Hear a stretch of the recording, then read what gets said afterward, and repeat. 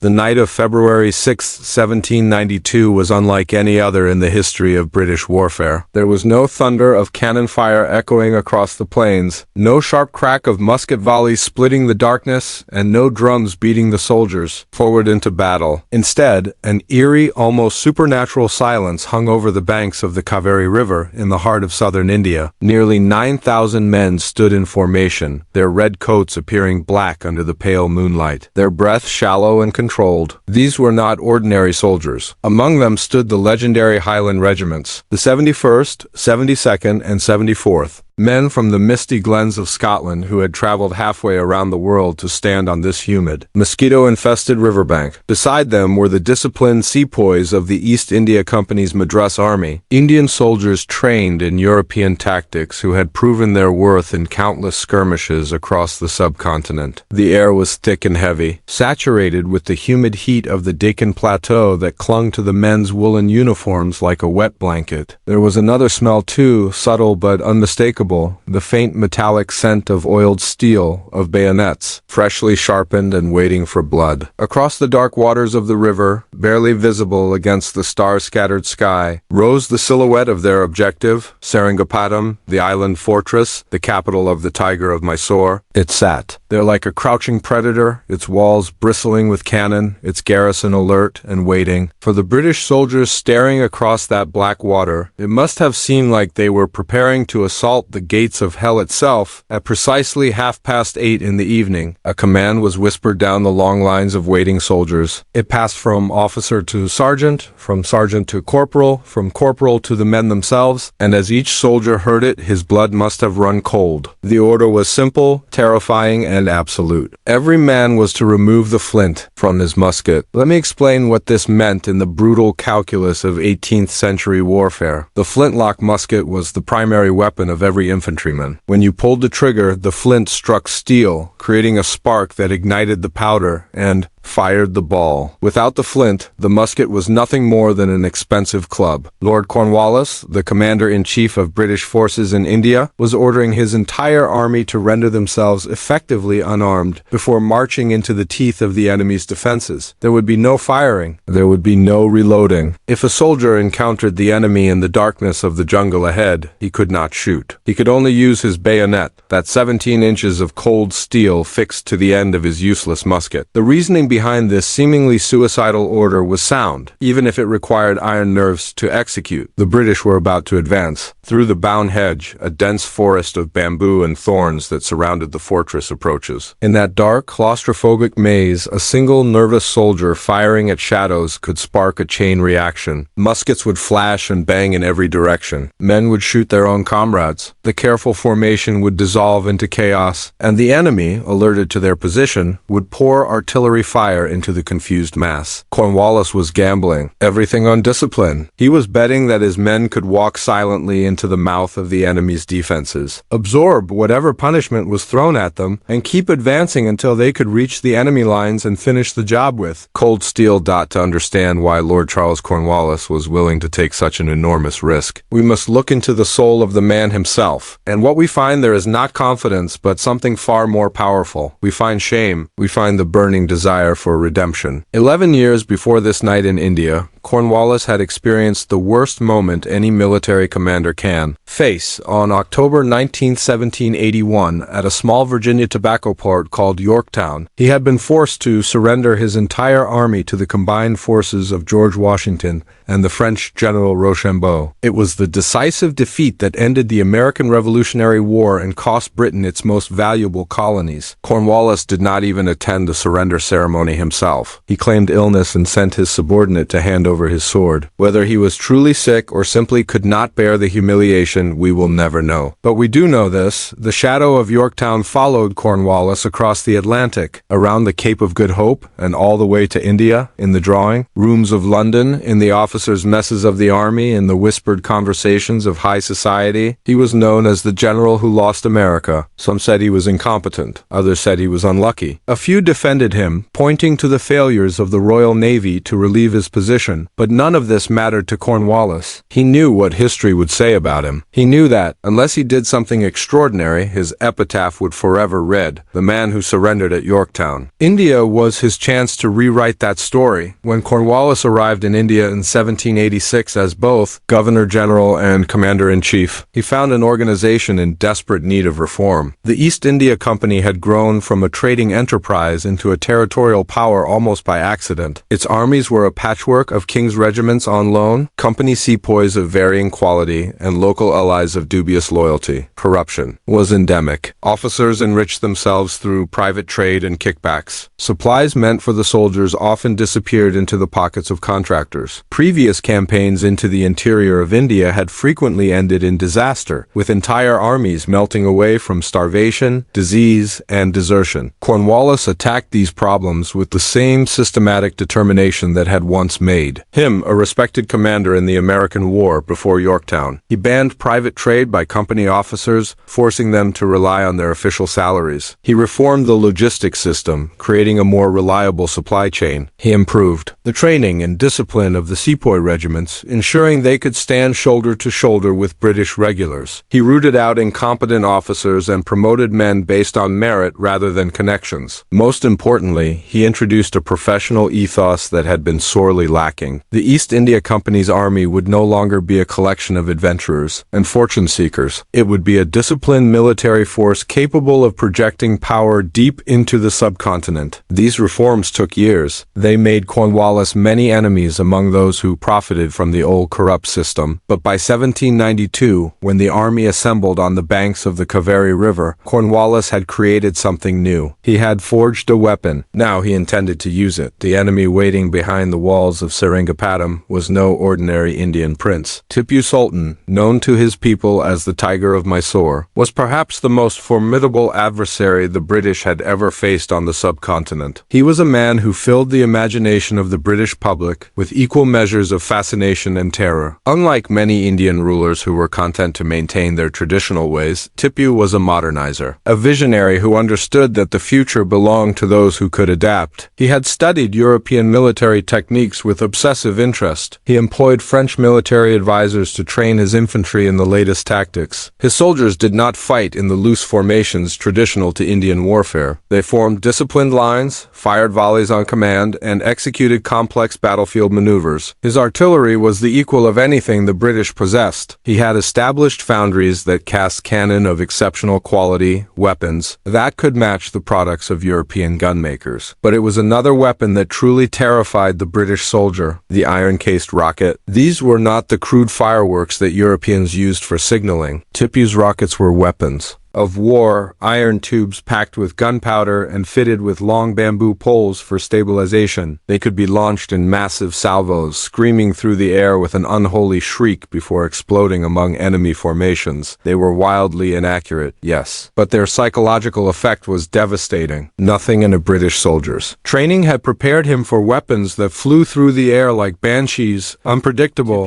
and seemingly everywhere. The British was not merely political. It was personal, almost religious in its intensity. His father, Hyder Ali, had fought the British for decades. Tipu had grown up in military camps, learning the art of war from childhood. He had seen his father's kingdom threatened, invaded, and humiliated by these foreign merchants who dared to carve up the subcontinent for their profit. When Hyder Ali died in 1782, Tipu inherited not only his throne but also his unfinished war against the company. Tipu embraced this struggle as a sacred duty. He adorned everything he owned with tiger imagery. His soldiers wore tiger-striped uniforms. His throne was shaped like a tiger. In his palace, he kept a mechanical automaton depicting a tiger mauling, a British soldier, a gruesome toy that roared and screamed when wound up. He called himself the Tiger of Mysore and swore that he would rather live 2 days as a tiger than 200 years as a sheep. His diplomatic correspondence referred to the British as infidel dogs. He dreamed of driving them into the sea. Most dangerously for the company, Tipu understood that he could not defeat the British alone. He reached out to France, to the Ottoman Empire, to any power that might help him in his struggle. He offered alliances, trade agreements, military cooperation. The nightmare of the East India Company was a grand coalition of Indian princes backed by French arms and French officers. Tipu was working tirelessly to make that nightmare a reality. The Siege of Seringapatam was not just a military campaign. It was a desperate attempt to crush this threat. Before it could fully materialize, Seringapatam itself was a masterpiece of military engineering. The city sat on an island in the middle of the Kaveri River, nature providing the most formidable moat any fortress could possess. The river was not a gentle stream. It was a treacherous torrent, especially during certain seasons, with rapids and rocks that could sweep a man to his death in seconds. The walls of the fortress were thick and high, designed to resist the heaviest bombardment. Towers and bastions projected outward at regular intervals, allowing defenders to pour enfilading fire on anyone approaching the walls. Inside, Tipu had assembled a garrison of over 45,000 troops, including his elite Tiger battalions. The armory contained enough muskets, cannon, and rockets to equip an army several times over. Grain stores could sustain the population through months of siege. But the most ingenious defense was not the walls or the river. It was the bound hedge. Surrounding the approaches to the fortress was a dense belt of bamboo and thorn bush, cultivated over years specifically to break up attacking formations. This was not a decorative garden. It was a living, breathing, defensive barrier. The bamboo grew in thick, tangled clumps that were nearly impossible to push through. The thorns were long and sharp, capable of tearing through cloth and flesh alike. Any army trying to approach the fortress would have to hack its way through hundreds of meters of this green hell, all while exposed to fire from the walls. It was, in effect, the 18th century equivalent of barbed wire. And unlike barbed wire, it could not be cut with simple pliers. The British army was about to march directly into this nightmare. Cornwallis knew that defeating Tipu Sultan would require more than just the company's forces. He spent months assembling a coalition that brought together some of the most powerful states in India. The Nizam of Hyderabad, ruler of a vast territory to the north of Mysore, had his own grievances against Tipu. Their states had fought border wars for generations. The Nizam's cavalry, famous throughout India for their horsemanship, would provide a screen for the British advance and threaten Tipu's flanks. The Marathas, a confederacy of Hindu warrior princes who dominated central India, also joined the alliance. Their horsemen numbered in the tens of thousands. They were not reliable allies in the European sense. They were primarily interested in plunder and territorial gains for themselves, but their presence forced Tipu to defend multiple frontiers simultaneously. The core striking force, however, remained the British and company troops, approximately 22,000 soldiers in total, a mixture of king's regiments in their distinctive red coats and company sepoys in their own uniforms. These were the men who would do the actual fighting. The Maratha and Hyderabadi cavalry would hover on the periphery, cutting supply lines, capturing stragglers, and generally making a nuisance of themselves. But when it came to storming fortifications and standing firm in the line of fire, that job would fall to the professionals. Cornwallis established his headquarters and began the methodical process of approaching the enemy capital. He advanced in stages, securing supply depots,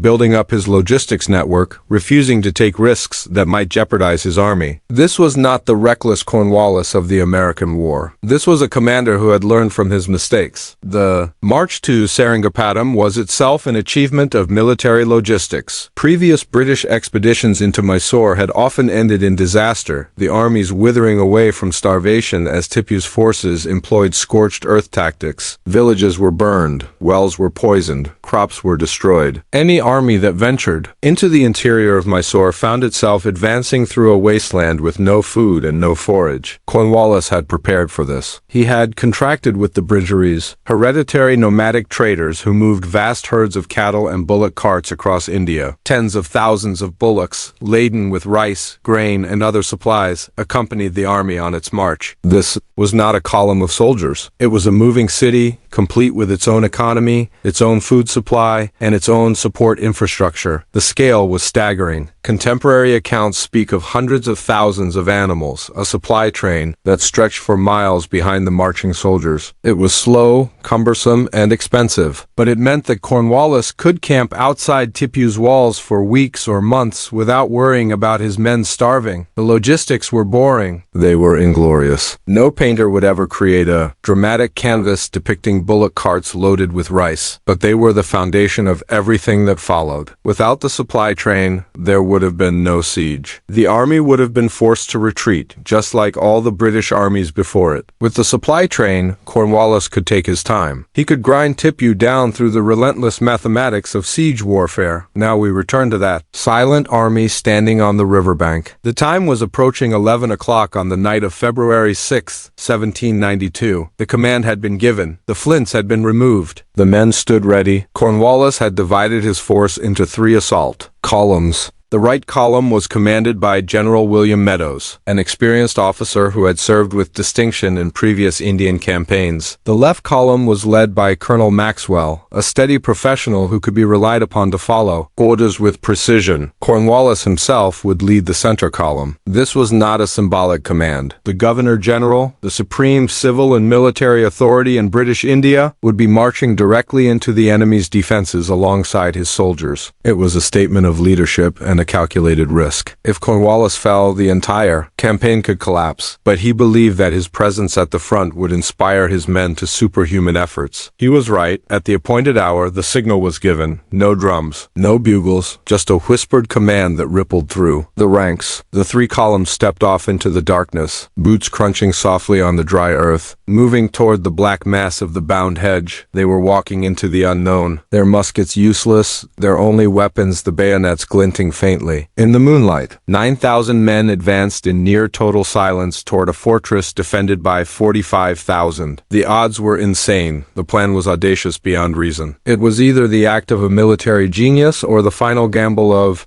a man who had materialized out of the darkness like a wall of living thorns. The bound hedge was even worse than the soldiers had been told. The bamboo grew so thick that a man could barely force his way between the stems. The thorns caught at clothing, tore at exposed skin, gouged at eyes and hands. The pioneers, the combat engineers tasked with clearing a path, moved to the front of each column. These men carried axes, machetes, and heavy cutting tools. Their job was to hack narrow corridors through the thicket, creating paths just wide, enough for the assault columns to pass. The sound of chopping wood echoed through the stillness. There was no hiding it. The rhythmic thud of axes biting into bamboo traveled through the night air, alerting the Mysorean sentries on the walls above. The element of surprise was slipping away with every passing minute. The pioneers worked with desperate speed, sweat pouring down their faces despite the coolness of the night. Behind them, the assault columns waited in the narrow lanes, packed shoulder to shoulder, unable to spread out, unable to retreat, unable to do anything except stand and wait while the engineers cleared the way forward. It was claustrophobic. It was terrifying. Men who had faced enemy fire without flinching found their nerves fraying in the darkness of that bamboo maze. They could not see more than a few feet in any direction. They did not know if the man next to them was friend or foe. And they knew that at any moment the enemy could discover their position and turn the hedge into a killing ground. That moment came with terrible suddenness. The darkness exploded into light as Tipu's defenders launched their blue lights. These were chemical flares, an innovation that demonstrated once again Tipu's military sophistication. They hissed into the sky and burst overhead, bathing the landscape in an eerie, ghostly glow. Suddenly, the British soldiers were illuminated. Their red coats stood out starkly against the green bamboo. Their faces were visible, their positions exposed. They were no longer hidden attackers in the night. They were targets, trapped in the narrow corridors they had cut through the hedge, unable to spread out or take cover. Then came the rockets. For the British soldier, this was a weapon from nightmare. The iron tubes launched with a tremendous whoosh, trailing smoke and flame. They screamed through the air with an ungodly shriek, the bamboo stabilizers causing them to wobble and weave in unpredictable patterns. They did not fly straight like cannonballs. They careened wildly, bouncing off the ground, spinning through the air, exploding among the packed ranks of men. A soldier could not predict where a rocket would go. He could not dodge it. He could only stand there, gripping his bayonet, watching death spiral toward him from every direction. The rockets were not particularly accurate, but they did not need to be. They were firing into a dense mass of men trapped in narrow corridors. Every rocket that found its mark caused carnage. Limbs were torn off. Men were burned by the flaming exhaust. Horses screamed and bolted, adding to the chaos. The air filled with the stench of gunpowder and burning flesh.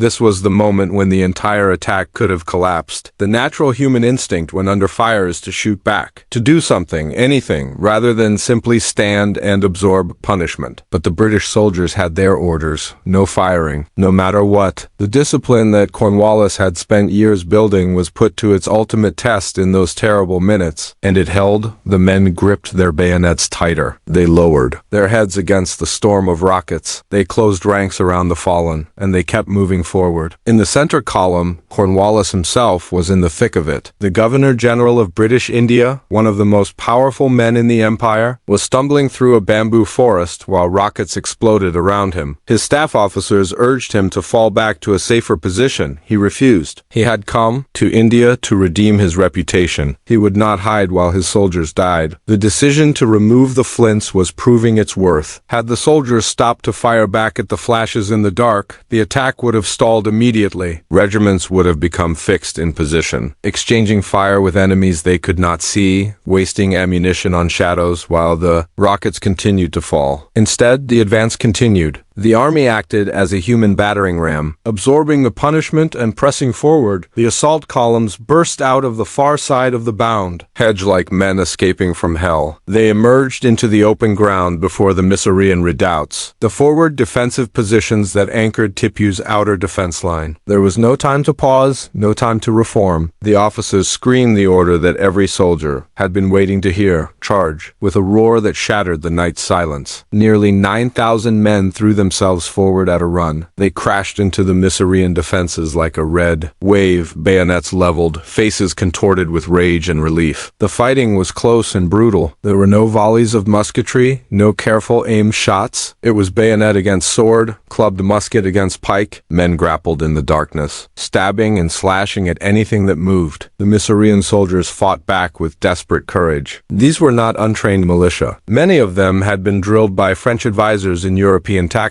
They knew how to form defensive squares, how to present a hedge of bayonets against a charging enemy, but they had never faced anything like this. The British came at them in total silence, without warning, emerging from the bamboo like demons. The psychological shock was tremendous. The redoubts fell one by one. Soldiers who tried to stand and fight were cut down. Those who fled were pursued. The British took no prisoners in those first chaotic minutes. The violence of the night attack, the terror of the rockets, the frustration of the hedge, all of it was released in a storm of bayonet work. But amid the success of the center, disaster was unfolding on the right. General Meadows, commanding the right assault column, had entered the bound hedge at the same time as the others. But something had gone terribly wrong. In the darkness and confusion of the bamboo maze, with rockets exploding overhead and blue lights casting deceiving shadows, the right column had lost its bearings. They were supposed to advance parallel to Cornwallis's center column, hitting the enemy positions at roughly the same time to present a coordinated assault.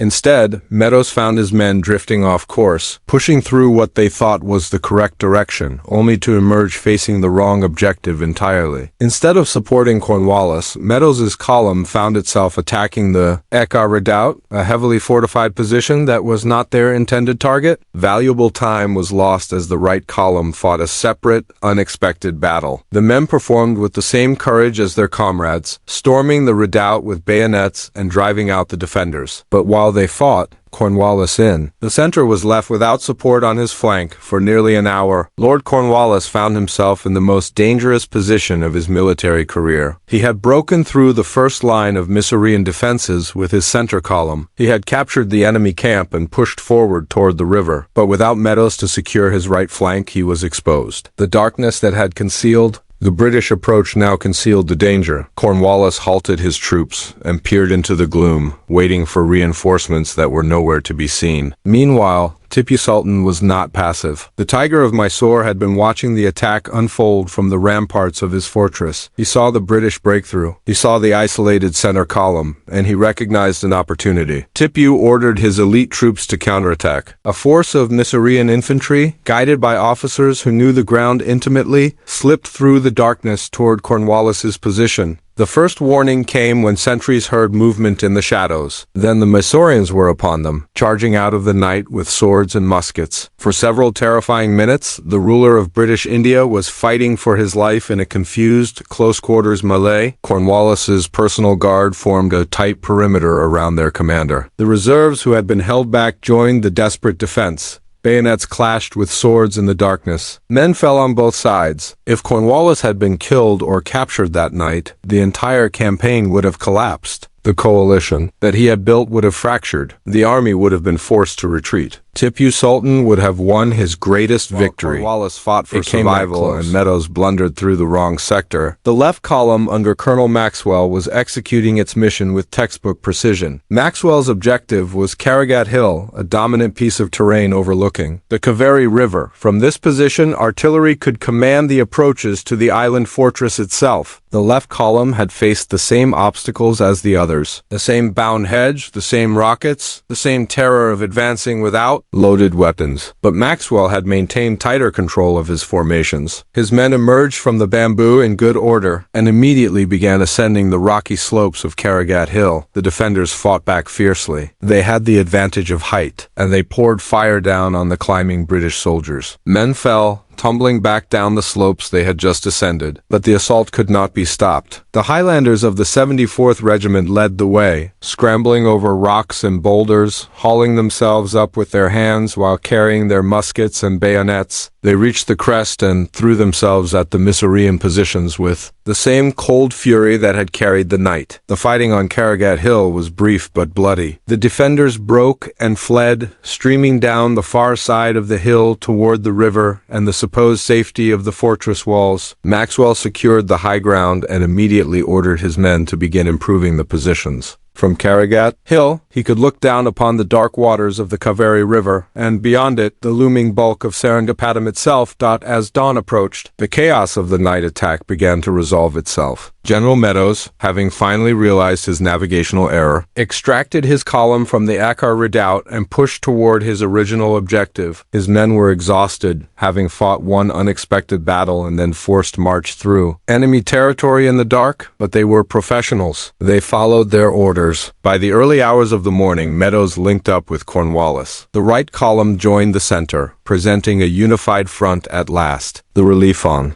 both sides was palpable. Cornwallis had survived his close call with the Mysorean counterattack. His perimeter had held. The reserves had fought off the assault, but it had been a near thing, far closer than any official report would later admit. With his forces reunited, Cornwallis took stock of what they had achieved. The British controlled the northern bank of the Kaveri River. They had breached the bound hedge. They had captured or destroyed the outer redoubts. They had taken Karragat Hill. The night attack, despite its confusion and near disasters, had been a stunning tactical success. But the hardest task still lay ahead. The army now had to cross the river itself. The Kaveri was not merely an obstacle, it was a potential death trap. The river flowed around the island of Seringapatam in a broad, rocky channel. In some places, it was shallow enough to wade. In others, the water ran waist-deep or deeper, with powerful currents capable of sweeping a man off his feet. The riverbed was treacherous, a maze of slippery rocks, hidden pools, and shifting sandbars. A soldier in full equipment, carrying his musket, ammunition, pack, and the heavy wool coat of the British Line Infantry, weighed down by all the accoutrements of 18th century warfare, could easily lose his footing and drown in moments. And unlike the approach through the bound hedge, the river crossing would be conducted under the direct observation of the fortress guns. The moment the British stepped into the water, they would be exposed. There would be no bamboo to provide concealment, however minimal. They would be silhouetted against the water, perfect targets for the artillerists manning the walls. There was no time for careful planning. The momentum of the attack had to be maintained. If the British stopped now, camping on the riverbank while Tipu reinforced his positions, the opportunity would be lost. Cornwallis ordered the advance to continue. The soldiers descended toward the water, their boots squelching in the mud of the riverbank. They could see the fortress now, its walls lit by torches, its ramparts crawling with activity. They could hear shouts in languages they did not understand, officers rallying their men, gunners preparing their pieces. The first soldiers entered the river. The water was cold, shockingly so after the humid heat of the night. It swirled around their ankles, then their knees, then their waists. The current tugged at them, threatening to pull them off their feet. The soldiers, realizing the danger, adopted a tactic born of pure necessity. They linked arms, forming human chains that stretched across the river. Each man supported his neighbors. If one stumbled on a hidden rock, the men on either side held him up. If the current threatened to sweep someone away, the collective weight of the chain anchored them all. It was not elegant, it was not in any military manual. It was the instinctive response of men who had learned to depend on each other. Absolutely, who knew that their survival depended on the man next to them? Then the fortress erupted. The walls that had been dark suddenly blazed with the discharge of artillery. Cannon after cannon fired, the muzzle flashes illuminating the scene in staccato bursts of orange light. Heavy iron balls screamed through the air, some splashing into the river and sending geysers of water over the struggling soldiers, others skipping across the surface like deadly stones. The blue lights went up again, those eerie chemical flares that Tipu's forces had employed to such effect earlier in the night. The flares hissed overhead and burst,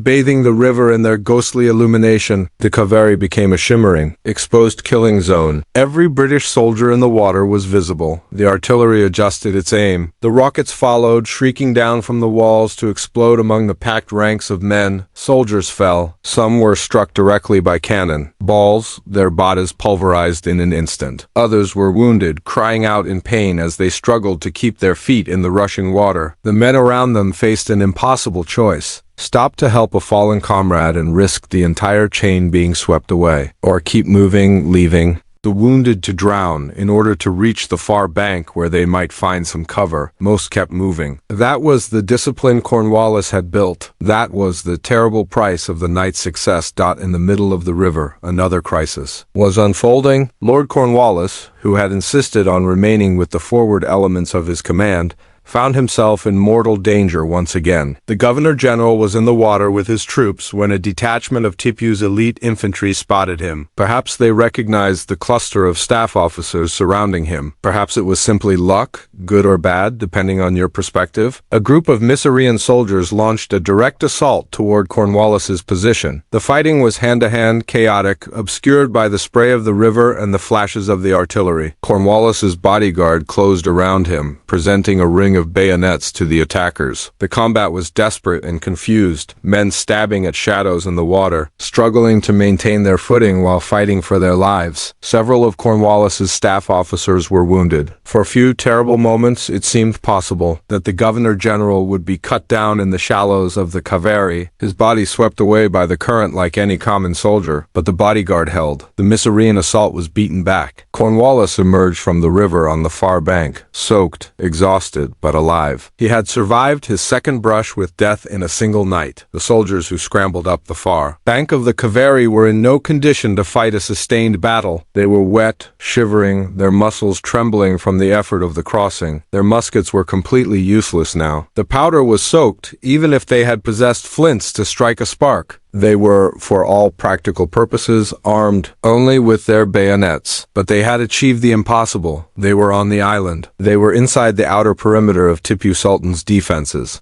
And their morale, paradoxically, was soaring. Men who have survived what should have killed them often experience a strange elation, a giddy sense of invulnerability. The British soldiers on the bank of the Kaveri had walked through rockets, waded through artillery fire, and emerged alive on the other side. Nothing could stop them now. They fanned out immediately, not waiting to dry off or regroup. Their officers led them toward the nearest enemy positions, the batteries and gun emplacements that lined the island's shore. The psychological impact of their arrival was devastating. The Mysorean defenders had watched the British enter the river. They had poured fire into the crossing. They had seen men fall, had expected the attack to waver and break. Instead, these red-coated demons emerged from the water like unstoppable wraiths, bayonets gleaming, faces set in expressions of grim determination. The defenders began to waver.